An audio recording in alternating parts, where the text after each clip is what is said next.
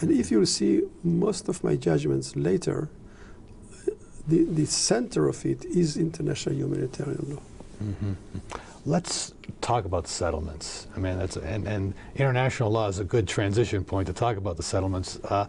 And the threshold question is, if you read the Fourth Geneva Convention, and if you read the Hague regulations, is the inescapable, reasonable conclusion that one must come to is that all of the settlements, whether on the West Bank or in East Jerusalem, are in violation of international law? I really don't want to talk about it. It's such a hot topic in Israel nowadays. And as we speak, the construction continues. Well, Prime Minister Netanyahu just 2 weeks ago announced that he was going to be constructing 1,100 more units. Yeah, but that's in Jerusalem. So that from the Israeli point of view, it doesn't raise those questions because Jerusalem is part of Israel. Israeli law applies there, and so that's another question. Okay. But the same question may come up in other places.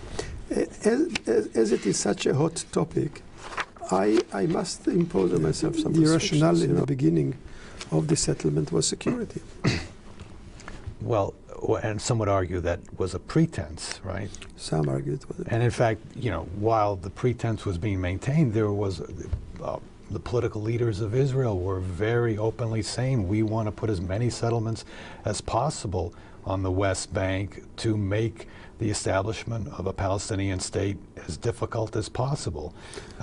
Again, don't drag me into it. It's not so simple. I mean, different parties have different the law that applies in the West Bank is the law as it was there before our occupation, and the additional laws that are applicable then since then. So when we were there, occupying it as a belligerent occupant, it was, in addition to the old law, there was legislation by the Israeli military commander. Now that the military commander is out, I think most of it was abolished by the Palestinian authority, and they have legislated to it. So it was not a question of Israel. By curbing the excesses of the occupation, the court legitimized the occupation. Tom Segev, a writer for Haaretz, in a very harsh op-ed said, Barak gave the horrors of the oppression a legitimate front.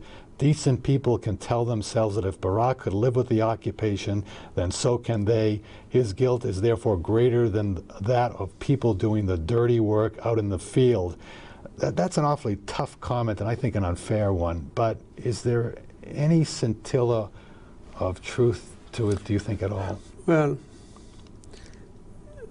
I know this criticism was raised by a very tiny minority of liberals, let's say. Yeah. Because they understood very well that the involvement of the Supreme Court, it's not just my involvement, the whole involvement of the Supreme Court. From the first day, the Attorney General then was Shamgar, who later was a judge on the Supreme Court. And, right. And when the first cases started to come before the Supreme Court asked the Attorney General, do we have jurisdiction in those matters? And he said, yes.